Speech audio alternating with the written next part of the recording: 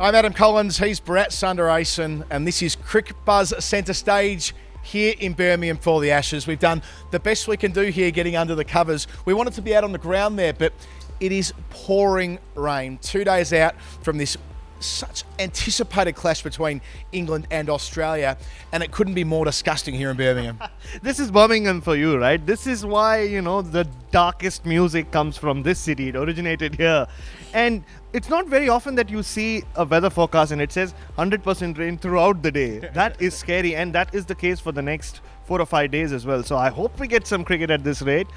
Or we can go for the heavy metal exhibition that's happening, Carl. Well, that'll work as well. What we do know is that if Australia and England do take the field, James Pattinson will take the field for the first time in a test match since 2016, January 2016 to be precise. It's such a long time ago for a guy we watched at the start of his career. He bowls at the better part of 95 mile an hour. He moves the ball away from the right-handed batsman. He's all things to all people, except his back injuries have continually kept him out of the Australian team, but he's at last in this side again. Absolutely. And one thing that James Pattinson loves doing and does so consistently when he does play is take wickets. That's what he's done. He's got one of the best strike rates in Test cricket, even though he hasn't played too many, unfortunately.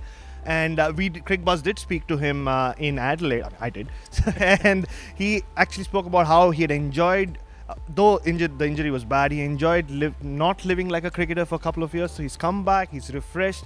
And, when you have James Pattinson fit, you just throw him in like Langer and Australia are, because you can't keep him on the bench. Well, that's right. And we know that Australia are going to make accommodations to ensure that Pattinson will play. Mitchell Starc might miss out. Josh Hazlewood might miss out. Well, the only thing we really know is that Pat Cummins will bowl alongside Cummins. In terms of the broader Australian team, David Warner's back, of course, Stephen Smith's back, and Cameron Bancroft are back. All three of the sandpaper trio. and Bancroft was probably the most controversial decision in terms of who they picked for this squad. But it seems certain that he'll play. Absolutely. I mean, I watched him bat in Southampton. Honestly, Adam, that was a very difficult pitch. But he looked so composed, so sorted, and he actually provided a blueprint to the rest of the Australian batting lineup on how you are supposed to bat in Australia. But interestingly enough, Tim Payne had said to Cricket Buzz again that it will only take it'll take all three of them to come back into the squad for us to actually move on from whatever happened in Cape Town. So it's great for Australian cricket that all three are back and batting really well. For a brief moment yesterday at training when David Warner copped a knock to his knee, we thought, Warner might be out. But as Justin Langer said, a knee injury, nothing is keeping David Warner away from this first test. No, he's fine, mate. He would not miss this for anything in the world, I reckon. He can't wait.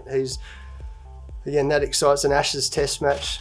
And Steve was in the change room, so a few little bruises every now and then. There's no way that he's not walking out to bat. Tugger would probably kick him out the door, I reckon, but he's fine, mate. He got a little hit on the leg yesterday. He's a bit stiff this morning, but he'll be 100% ready to go.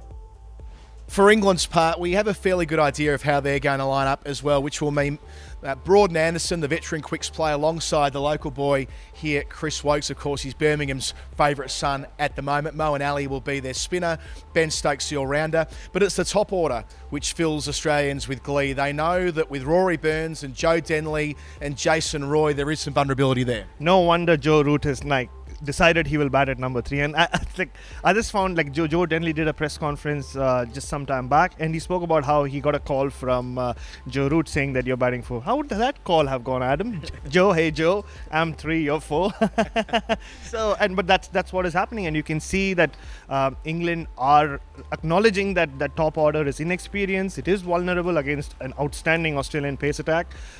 So already there are signs that England are not panicking, but they are at least realising the challenge that is ahead of them. In terms of Denley, he said this will be not only the highlight of his long career, it'll also be the biggest challenge yet.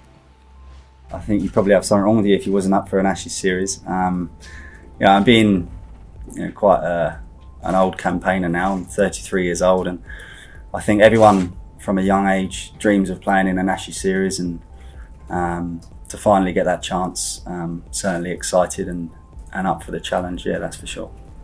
So tomorrow we'll be back with the captains to put the final touches on the build-up to one of the most anticipated Ashes series in modern memory. Do not miss a moment on Cricket Buzz Centre Stage. Adam Collins, Bharat Sundaresan. We're going to get in from this awful rain.